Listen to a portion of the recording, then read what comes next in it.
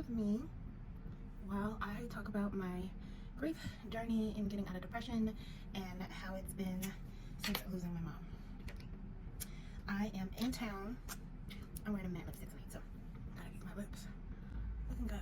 I'm in town, my hometown, to celebrate my friend's 40th birthday, and she is born on a leap year, so it's like extra special, I would think, and I'm gonna come and support her. I couldn't find any flights out from Atlanta to DC at a time that was suitable and priced. It was cheaper to just fly to Miami and then come, and so that's what I did. My eyebrows are not twins.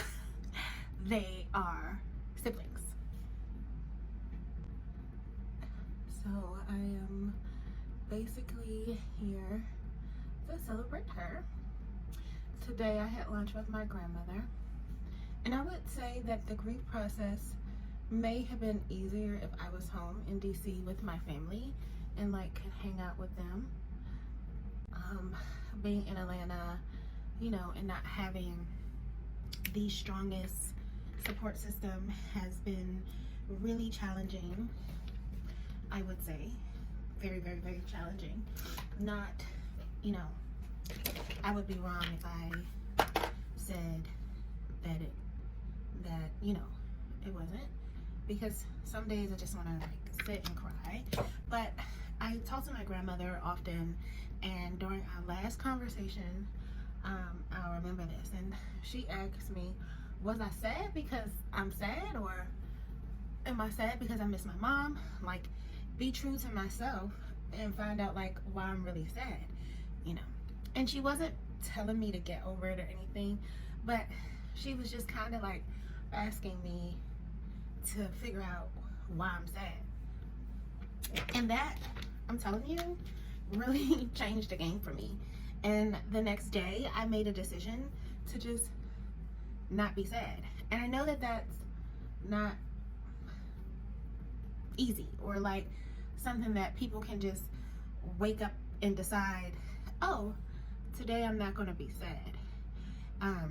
And then in another conversation with another close friend, she said, create a routine for yourself, and that I am doing a YouTube video on that, so you'll see more about that. But create a routine for yourself so that it takes the brain power from your day-to-day away. And I didn't think about that, but or like how important the routine is, even though people always say create a routine, create a routine. Like, I didn't think about how important that might be, and it is. So I've been really, like my grandmother said, staying true to myself and re-establishing a routine, like working out, getting up and working, because, you know, I'm not rich. So that, I think, has really, really helped me with this process. I never do all this on my eyebrows, so I have no idea what I just did, but I think it's cute or whatever. And then we have some concealer here. Okay. I'm definitely a NARS girly. I'm gonna put this under here. This is getting long.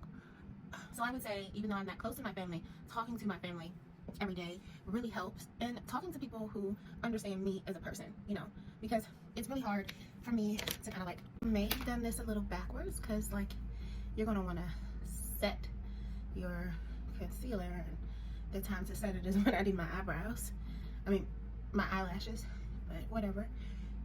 And I used to enjoy doing my makeup and would do it all the time, but I also went out a whole lot more, so I don't even buy nearly as much makeup as I once did.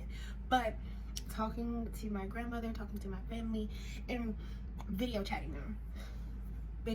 them as much as I can. I call my aunt daily, which is my mother's youngest sister. So I call her often, I call my sister, and at first I was coping with everything, you know, with shopping, and that is not, that's not safe or healthy. Like, that is not a good way to cope.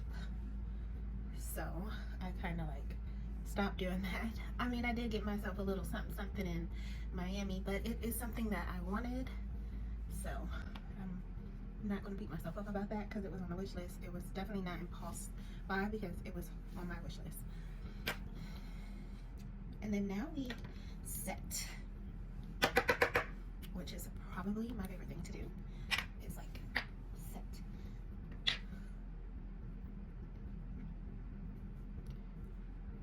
Just give me like this flawless, you know, look. So we have spending time with family, whether that's virtual or in person.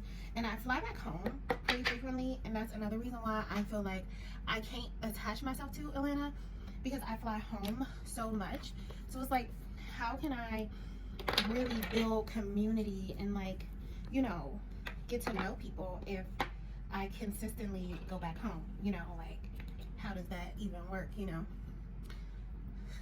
So this month I didn't come home on the 14th. I did come home for something, but it wasn't, you know, the usual like sit with my family and cry. So that is okay. That's actually better.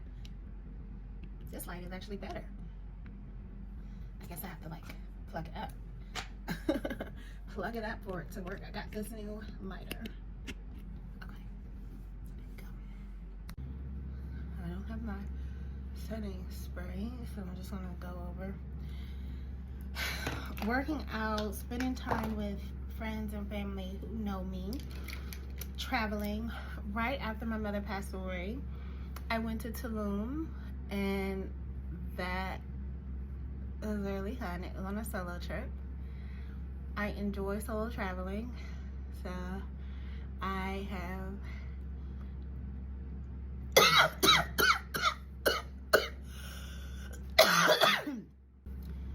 so another thing that I enjoy is solo travel.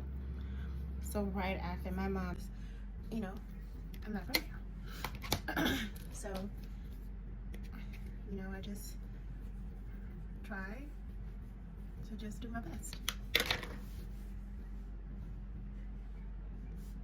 All right, and I'll show you my outfit once I am done with everything. And then